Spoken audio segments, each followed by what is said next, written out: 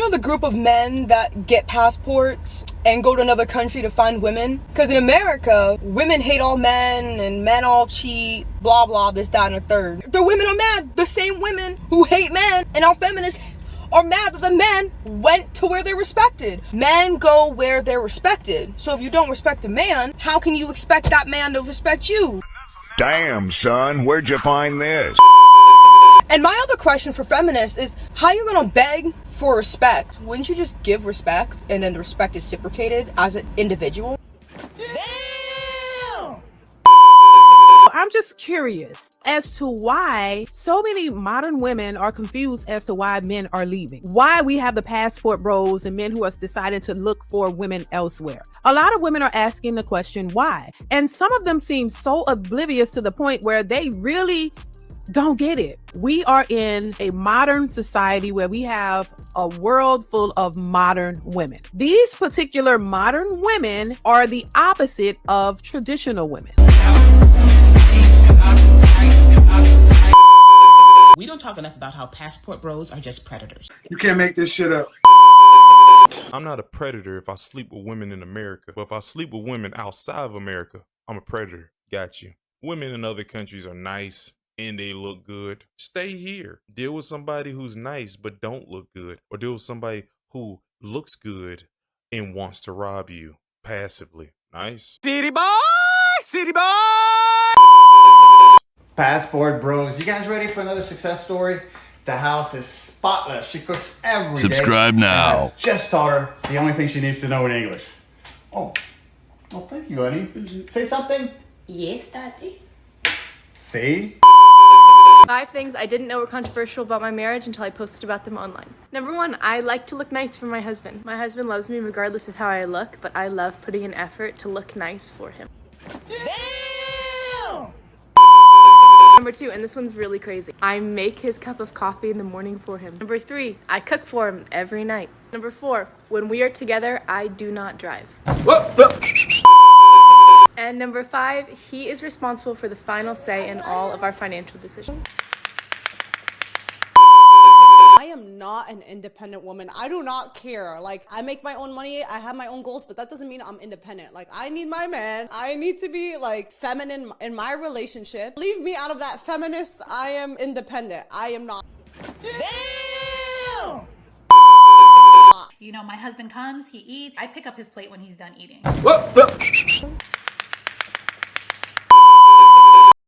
All I want is a tall bearded man that will take me out to eat, grab my thighs in the car, and slap my butt when I get out. Is that too much to ask? Sensational. Everybody makes mistakes. Everybody has those days.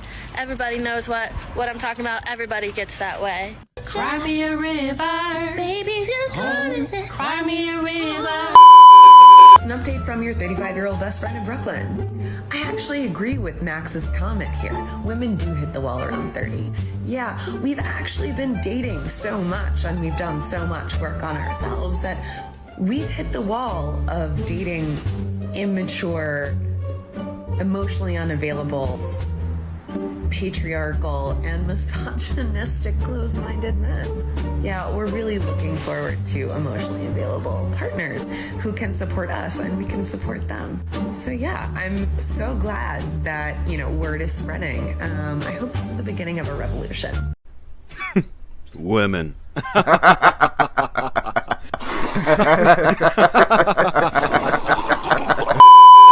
By the divorcee, part 2. So I go to the bathroom. I'm thinking to myself as I'm in there, oh, this is going really well. He's all green flags. I'm thinking we're probably going to leave. Maybe I'll make out with him by the car or something. Kind of hot and sexy, right? I come back to the table, feeling all energetic, and he's not there.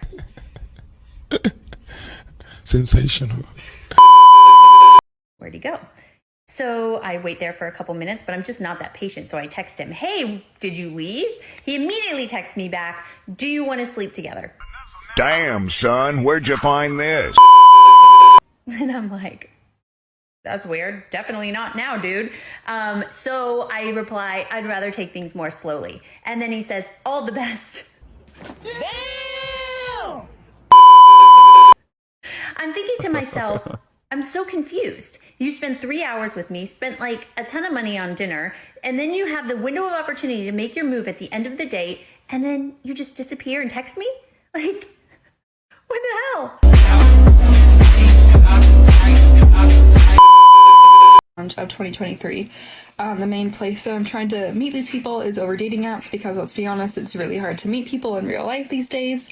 But something that you should know about me that might come as a surprise, might not, probably doesn't, let's be honest, is that I am really horrible at flirting over apps. I can do it in person if someone gives it to me first, then I'm able to kind of like follow their lead of flirting in real life. But over apps, I just struggle with knowing what to say and like how to say things. And I just come off really bland, I think. So that's something that I'm struggling with. I don't know how to like take the conversation from just like talking about our interests and our days to like flirting. But maybe that's real life, because when you meet people, usually you just talk about common interests first, right? So maybe I shouldn't be so hard on myself, but any tips for like being more fun on dating apps would be welcome, because your girl is struggling. What percentage of people do you think today meet their spouse on a dating app? 40? 80%. 80? 80%. So we have to understand that the landscape and how we meet each other is completely changed. The problem is that people think that because they have endless access, endless reach, endless potential, that all of those people on the dating apps are potential, but they're not. The more choice you have, the less satisfaction you have with every choice. This is how we are living through dating apps. We think we have endless choice, and therefore, when we do make a choice, we have low satisfaction with it. When you do swipe on someone, you say, okay, you swipe right, they swipe right, okay, let's go out on this date. You're thinking to yourself, you know what? I could have 4 million other people, 5 million other people. I don't even need to be here. And so you put less effort, less time, you have less satisfaction with the choice. So it's much harder to date today, much harder than it was 20 years ago. I finally deleted the dating apps for good after admitting to myself that I was addicted to them for almost 10 years. My name is Chelsea. I created dating content on TikTok for the past almost 3 years, and I chronicled the last few years of my 20s as I casually, serially, rotational dated, kept a roster, rotation, whatever you want to call it.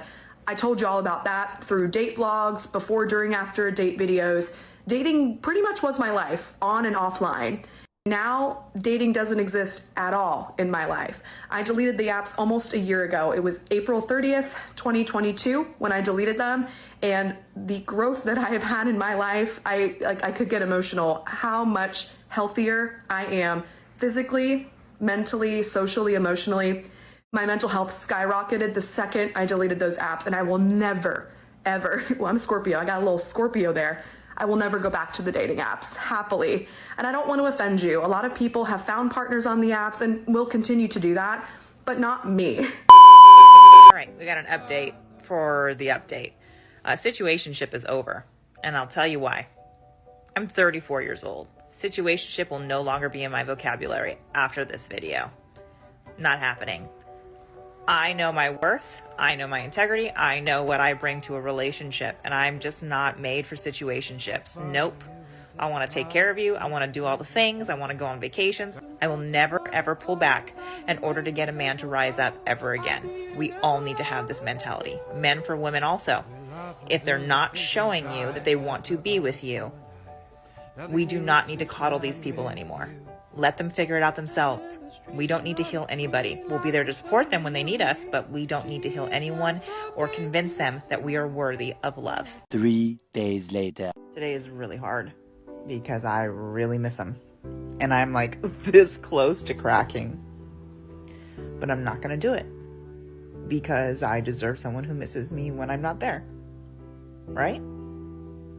We got it. Cry a little, shake it off, and let's just handle the day.